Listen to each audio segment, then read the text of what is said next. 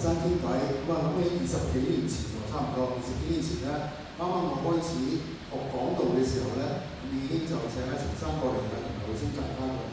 咁我見到呢位講員咧，哇，腰板直直，好有型係嘛？記得好有型。咁啊國語又好，英文又好，亦都係咧粵語更加好啦咁樣。咁佢就有時大聲，有時又細聲，就好同我哋嘅會眾咧係去有 engage 咧點樣啊？即係係去參與嘅佢嘅手勢啊咁樣。咁講到用一張紙嘅啫。咁我前面嗰啲咧，我都盡量學㗎啦。如果學唔到嘅，大家話俾我聽。咁今日我哋就盡量學。咁講到一張紙，咁我唔得，我做咁多張紙，我呢樣差啲。不過多謝陳生啦，喺咁多年裏邊咧，帶領無聲大家喺我哋當中，咁係從佢身上我學到好多嘢。咁今日咧91歲啦，咁將呢個棒交俾我啦，我再將個棒再交俾其他咁樣。咁我哋見到無聲大家係呢樣啦，咁亦都係一路嘅交棒。咁感謝弟兄姊妹啦，同阿陳生講，我哋有一年咧係陳生要講3堂道，9點15分。11點同埋下晝2點鐘，嗰日係43度，咁我哋都係一個好好嘅回憶。咁弟兄姊妹嚟到雪梨咧，好少有教會咧係冇冷氣嘅，你哋即係珍惜呢個機會，俾你多年。我哋為咗陳生同埋為咗浩星，我哋鼓掌好嘛？多謝晒。咁我哋今日咧繼續咧就《福音》嘅第1章，呢個偉大同埋呢個榮耀嘅引言。咁我哋睇一睇按或者奇妙聖誕嘅系列嘅第4講，相當係第1堂咯。咁我哋講到咧係今日題目係黑暗唔夠成光。第4節，在呢個道即係耶穌裏面有生命，這生命是的光。光照在黑暗裏，黑暗卻沒有成光。使徒約翰話俾我哋聽，喺呢個太初有道，道與神同在呢個道裏邊，即係耶穌，佢就係呢個生命。唔單止係俾我哋有肉身嘅生命，仲有包括我哋永恆嘅生命。而家跟住約翰咁講，佢話生命就是人的光。呢個唔係微妙嘅光，係一道明亮生命嘅光。喺呢度約翰咧，其實用咗我哋好熟悉嘅舊約嗰個形象。光喺舊約裏邊係上帝自己嘅公義啦，同埋聖潔嗰個嘅表彰。而當道成咗肉身之後嚟到我哋當中，佢就係嗰位耀眼嘅喺約翰福音裏邊第8章12節裏邊，佢就係嗰位世界嘅光。呢個世界光照亮呢個世界，亦都咧揭露人生同世上一切嘅黑暗同折磨。約翰喺呢度咧好清楚話俾我哋聽，黑暗同埋光明嘅本質。佢話光照在黑暗裏邊，黑暗卻沒有勝過光。光照在黑暗裏邊，喺希臘文裏邊係一個嘅現代進行式，意思就係話咧，呢個光一直嘅不同嘅喺過去、現在、將來都一定會係冇停過照亮喺呢個世界。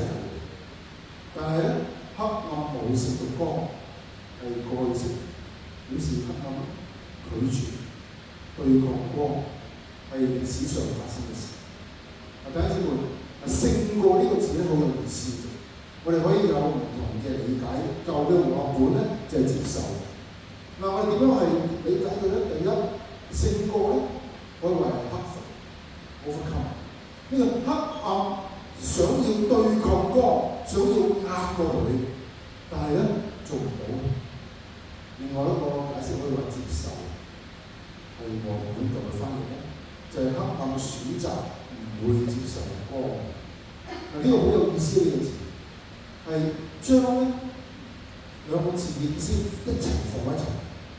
一方面我哋話俾我聽，黑暗對光嘅無能為力啦；另一方面又揭露咗黑暗對光嘅抗拒啦，同埋厭惡。係用呢個方式嚟同我哋講，亦都代表我哋今日所處嘅一個嘅好矛盾嘅一個人生，光照呢個世界黑暗對抗。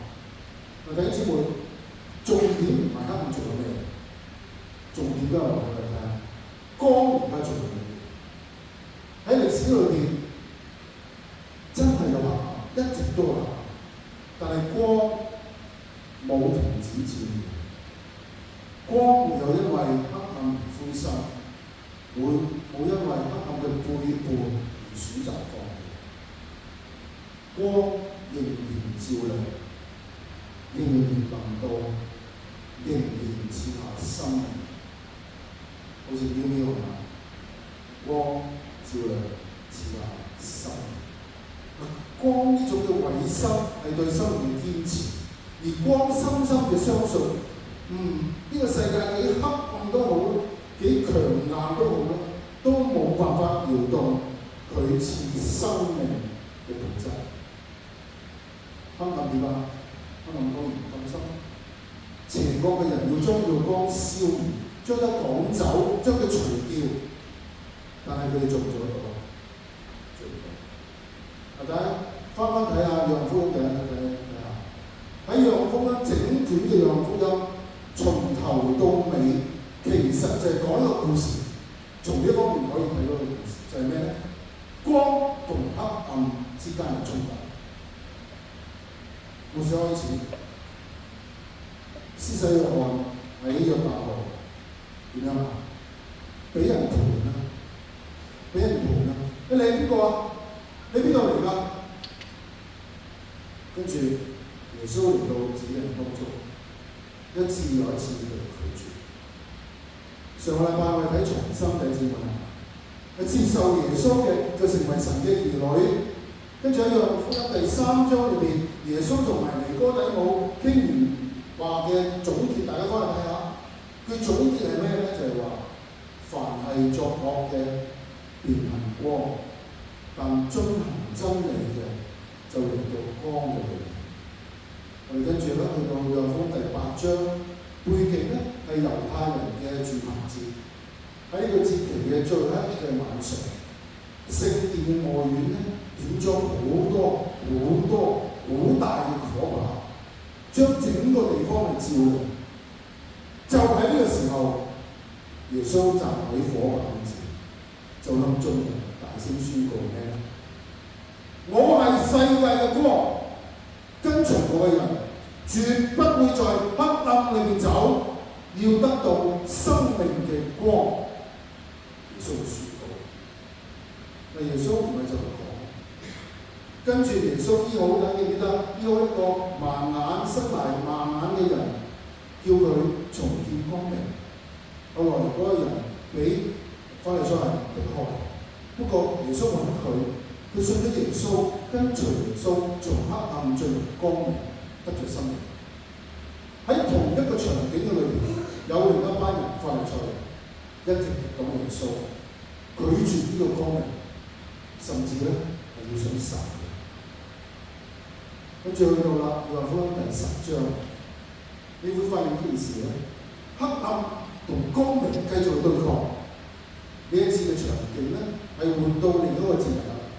呢個節日咧就叫獻殿節。嗱，其實呢個節日同埋之前嘅住棚節係有關係嘅。喺歷史上邊咧，有一段時間咧係由於以色列人被希臘人咧係所統治，冇辦法咧就去慶祝呢個8日嘅住棚節。佢哋就用喺年尾呢個時間咧，就獻殿節咧係冇翻嚟，同樣係8日嘅。如果嚟耶穌嘅時代咧，呢兩個節日咧，佢哋一齊都有慶祝住棚節啦，跟住獻殿節啦。咁你會問啦，牧師，你關我咩事咧？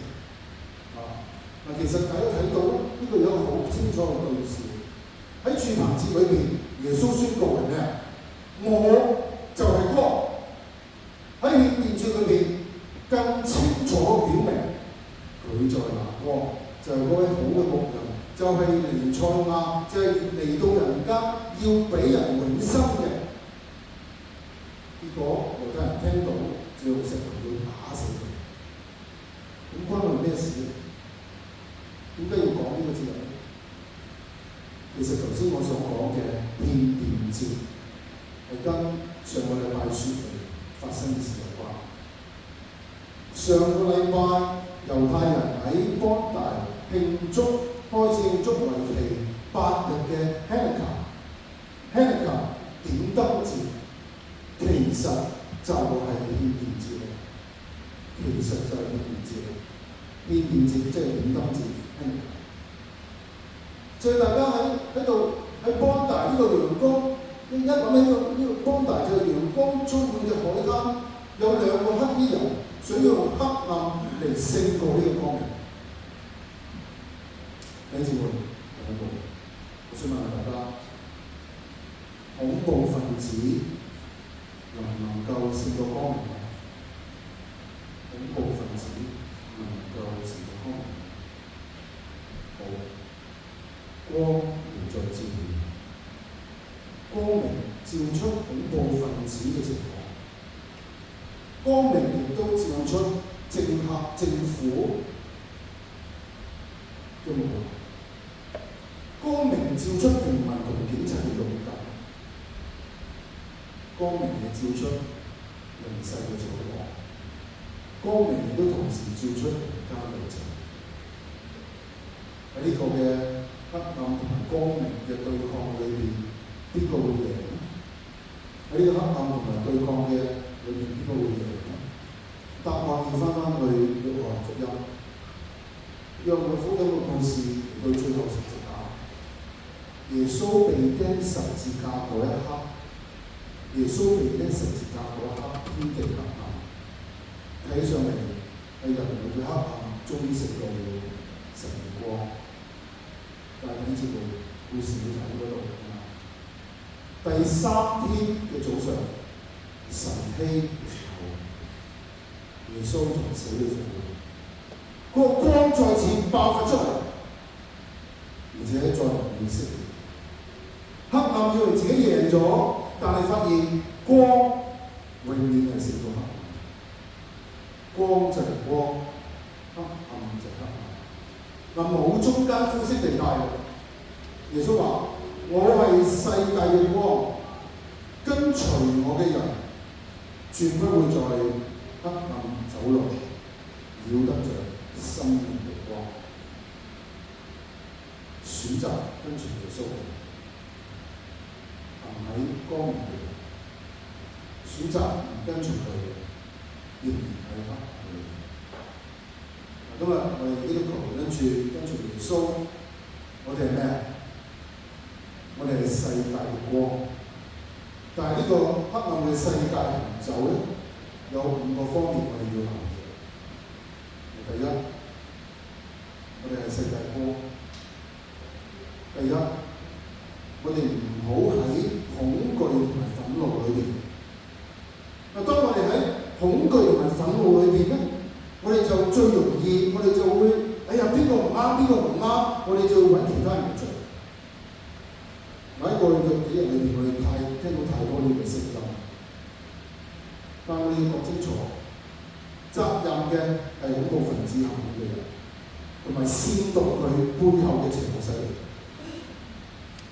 如果我哋將仇恨擴大到宗教啦、族群啦、政府啦，只會讓呢個世界更加黑暗。第二方面我哋要留意嘅，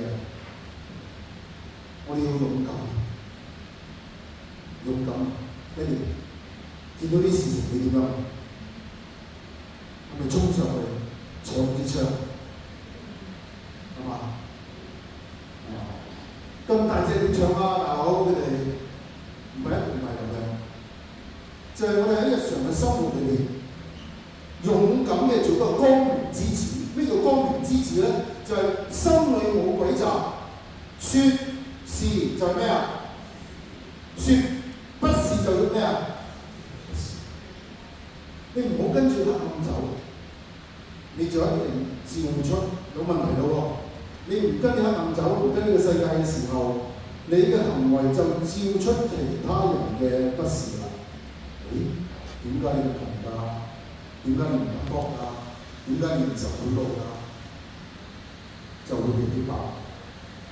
但係要勇敢站得穩，呢啲就係榮耀神值得嘅。第三，我哋光明之子就要發光，就要發光。點樣發光啊？係咪好似我咁啊？都可以。發光就係以愛代勞。教會唔係呢個定呢個世界嘅罪，而係我哋同哀哭嘅人一同哀哭。頭先神總講得好清楚，我哋喺教會裏邊唔係大家喺度爭鬥點樣威法，而係我哋知道自己嘅軟弱，一同嘅係被聖靈同聖經嘅改造。我哋拒絕種族主義、仇恨同埋暴行。困難嘅頂住佢，耶穌話：我哋連仇敵都要愛。耶穌喺十字架度係咁做，就係聖誕節呢個光明嘅核心。上帝走咗呢個世界，為要拯救罪人。呢個光明走進呢個世界，成為我哋嘅主耶穌基督。我哋跟從佢，學效佢，就喺光明裏面。最後，我哋有盼望。因為我哋係站喺光明嘅根基之上，行走喺真實之上，光明照咗黑暗，黑暗永遠唔能夠勝過光明。呢個光係永恆嘅光，係生命嘅源頭，道成肉身住喺我哋當中，亦都係我哋要喺當中真係講，主啊！我願你嘅真光喺呢個時候，喺你之前繼續照亮呢個時候。